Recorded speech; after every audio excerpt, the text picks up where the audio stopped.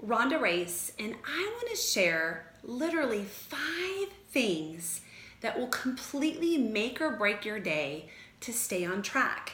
How many of us, we have all these big dreams and goals, but every single day something knocks us down and derails us.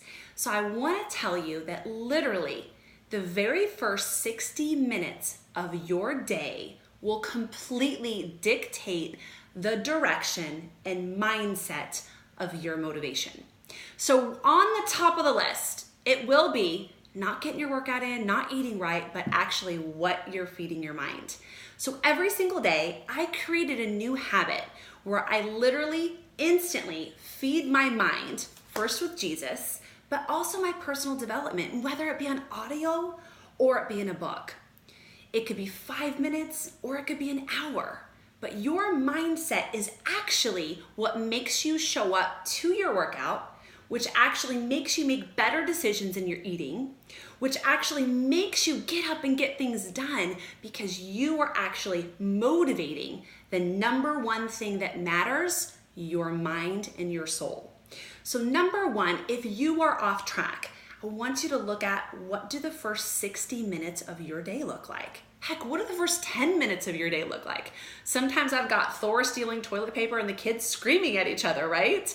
But honestly, that little habit and that change will make a huge direction in your motivation. Those habits will completely change how you show up each day. So each day, how do I stay motivated? How do I stay on track? It really does start with that.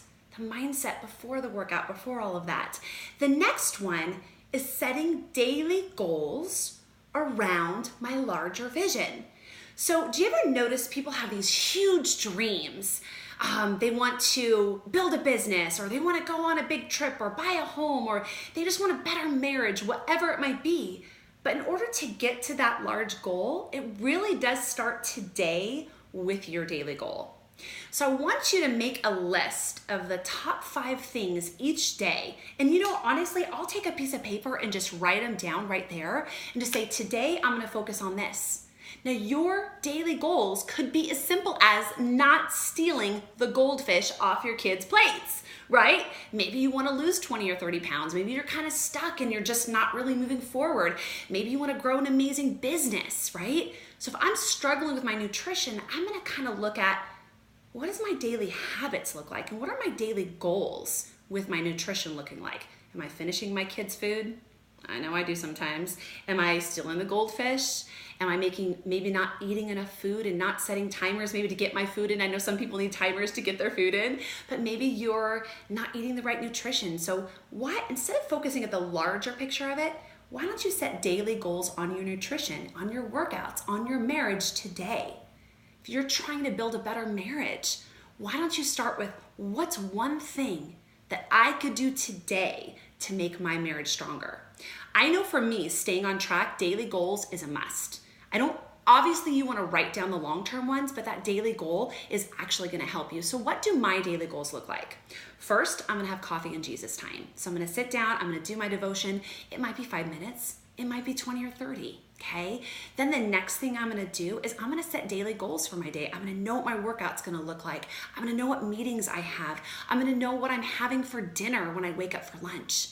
My daily habits also can run around maybe the things I struggle with.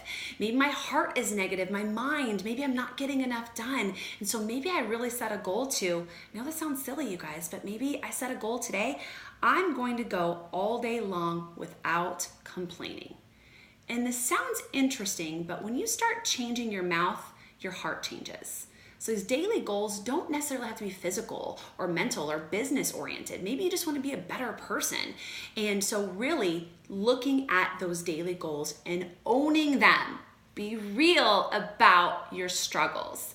Maybe it's hitting snooze on that alarm clock, right? So I know one of my goals a few weeks ago is I was hitting snooze quite a bit, and I was like, okay, my daily goal this week is to not hit snooze once. So guess what? I didn't hit it every day, but I did once. You don't have to be perfect.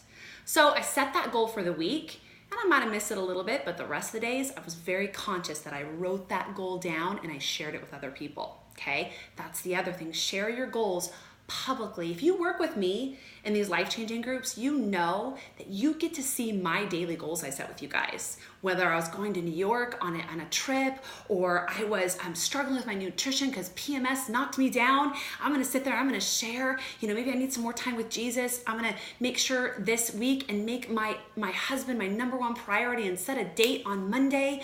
I'm gonna set these goals in writing and share them with my life-changing groups. We don't just get hot and healthy. We need to look at our daily habits, you guys. These daily habits are huge. The other thing is making sure that I check in. I don't want to be a fly on the wall. Like if you work with me in my life-changing groups, some people are just on it hard. And you know what? They're the ones usually getting the best results. There's some people being a little fly on the wall, and then they might kind of go, I'm feeling a little stuck. It's like, check in, share your vision, share your goals, share what you're needing. We are there to help you every step of the way. That's what's so amazing. The other thing is, I know a lot of people, in general, I help a lot of people with health and fitness and eating and growing a business. And so I'm gonna look at, let's just say for instance, that right now I'm really struggling with nutrition. I'm gonna go back to ground zero. I'm feeling like I'm eating like a kindergartner, I can tell you that my energy is needing nap time as well. So I'm gonna go back to my custom shred plan that my online groups have. I'm gonna start drinking more water. I'm gonna start making my detox water, which I have right here, right? I'm gonna start checking in. I'm gonna start eating more veggies, zoning in on the right proteins. And I'm gonna start on one day at a time. One last thing I wanna share before we go, and I want you guys to know, let me know if you're doing all of these things, is do you know sometimes we just get stuck in such a rut? Do you know that your body and your mind is so smart? So if you're doing the same workout, expecting different results month after month after month, you're not gonna keep getting different results, right?